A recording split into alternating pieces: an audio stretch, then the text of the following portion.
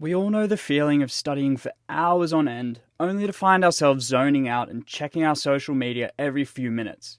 And this is totally normal. When we put a ton of hard work into our study and switch on, we also need to make sure that we can switch off by taking breaks. Otherwise, our ability to concentrate burns out. The trick is making sure that our breaks actually help us rather than wearing us out and leading us into hours of procrastination. So in this video, we'll be looking at mental fatigue and thinking about why studying can actually burn us out. And then we'll talk about a number of strategies that can help us to turn off and tune out so we don't burn out, but still help us study effectively when we get back into things. Let's get started. When we study, our brain uses up lots of energy to help us concentrate, understand information, and remember what we've learnt. This is all well and good, but after a period of time, we can start to experience mental fatigue. Mental fatigue is when our brain feels tired and foggy because of prolonged mental effort. It's like reading a textbook and going over the same sentence again and again without anything actually sinking in. One theory that explains mental fatigue is the attention restoration theory, or ART for short. Basically, ART states that studying involves a lot of attention, which helps us maintain our focus and ignore distractions. The problem is, paying attention requires a lot of effort, and our attentional resources are actually limited throughout the day. When our resources are spread too thin, we experience attention fatigue. We feel more tired, frustrated, and are more likely to make errors in our work.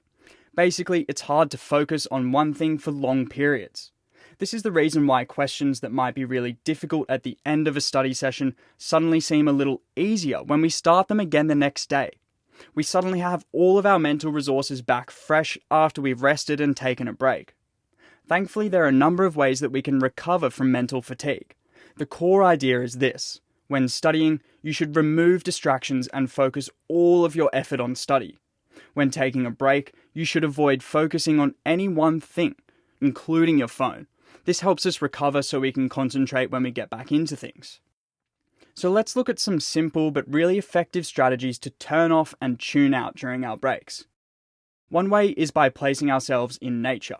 This requires taking a step back from our study space and going somewhere like a walk in our local park. Even just looking out the window at a tree and letting your attention drift instead of focusing intently can make a big difference.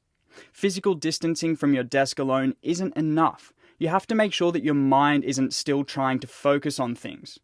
Once you do get into nature, try and let your mind wander around your surroundings. Even getting some indoor plants can help too.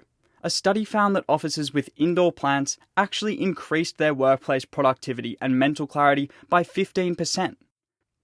Exercise is another great way that we can turn off, tune out, and reduce our mental fatigue. If you don't want to be sweaty and gross before studying again, that's fine. We don't even need to sit in the gym for 2 hours or go for a marathon to get the benefits of exercise.